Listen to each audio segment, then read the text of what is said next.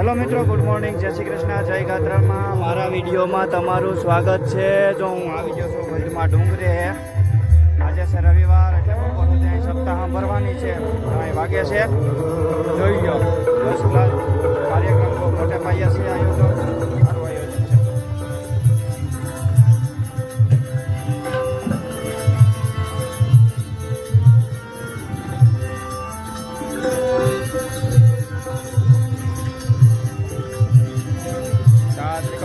જાય છે અમારા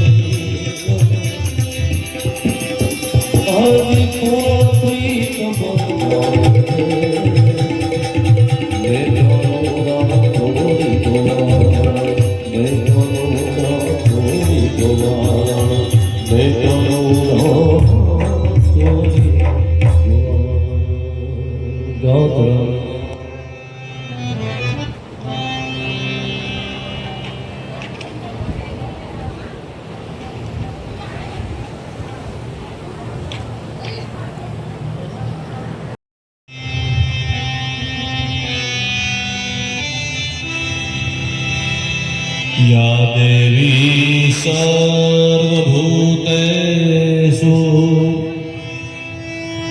मातृरूपेण संस्थिता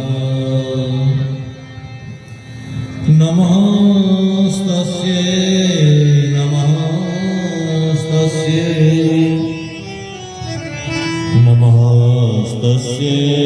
नमो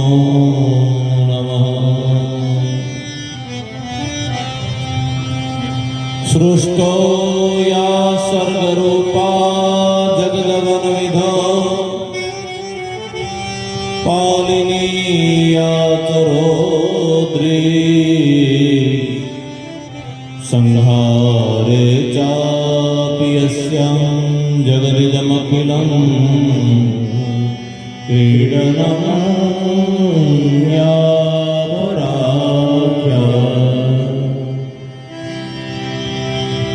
पश्यन्ते मध्यमाथो तदनु भगवती वैखरी આપતા નથી. અને યાદ રાખજો, તમારા સંસારના સુખમાં કઈ તકલીફ થાય, કોઈ પ્રકારની તકલીફ બને, કુટુંબની તકલીફ થાય, પરિવારની તકલીફ થાય, ઘરમાં તકલીફ થાય, ઘરવાળાઓ સાથે તકલીફ થાય, ત્યારે કોઈનો દોષ ન દેવો. માતાજીનો આભાર માનો કે હે માં, તું મને ઘરમાંથી મન હટાવી અને તારા તરફ લઈ જવા કૃપા કરે છે. આ સંતોનો મત છે. અપેક્ષા થાય કે સંપત્તિ મળે તો ઘરમાં આપણે કંઈક સ્મરણ કરીએ, પણ ના, ઘરની બધી અનુકૂળતા હોય તો મન ઘરમાં રહે, પણ ઘરની પ્રતિકૂળતા જ્યારે પ્રગટ થાય ત્યારે મારું તમારું મન ઘરમાંથી હટે અને પરમાત્માની અંદર લાગે છે.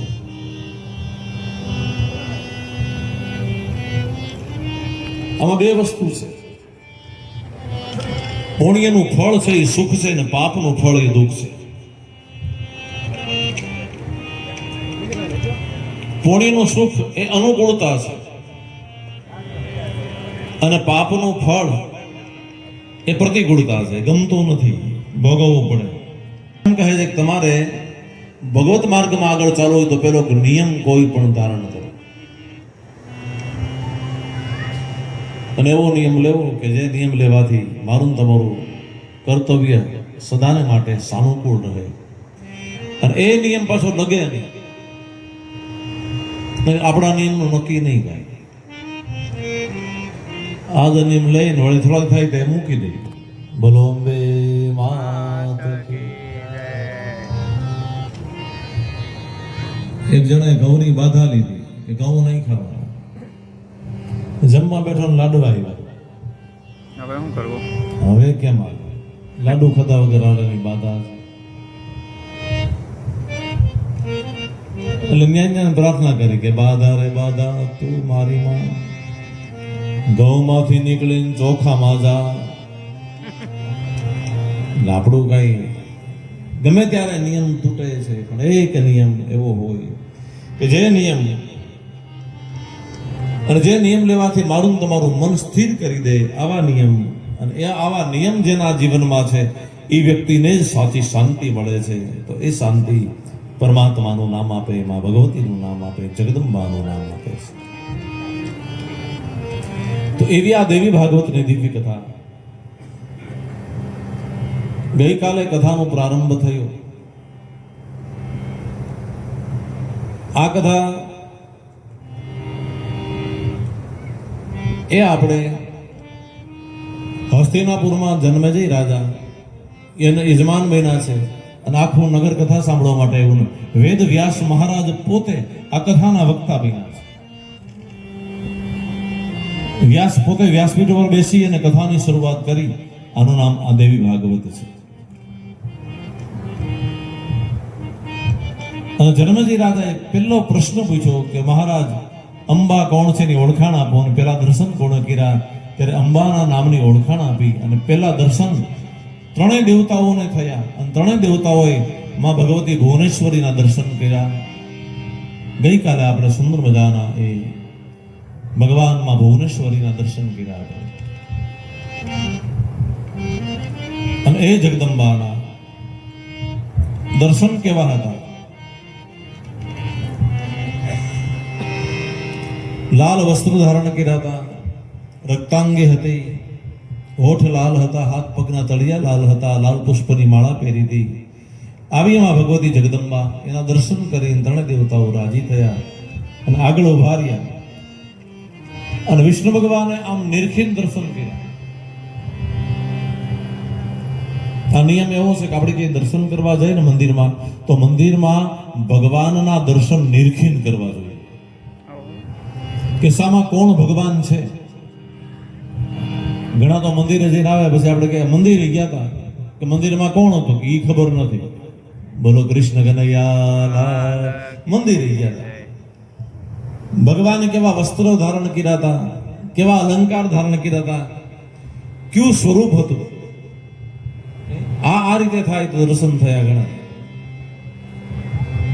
આપણે તો નિરાતે નો દર્શન કરવામાં પછી અને ઉતાવળ એટલી બધી હોય, દર્શન કર્યા કે ન કર્યા.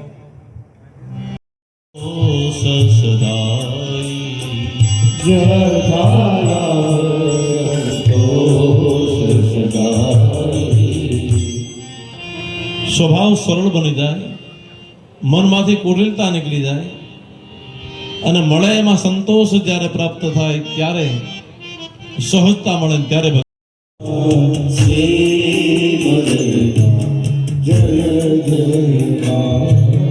શ્રી મધે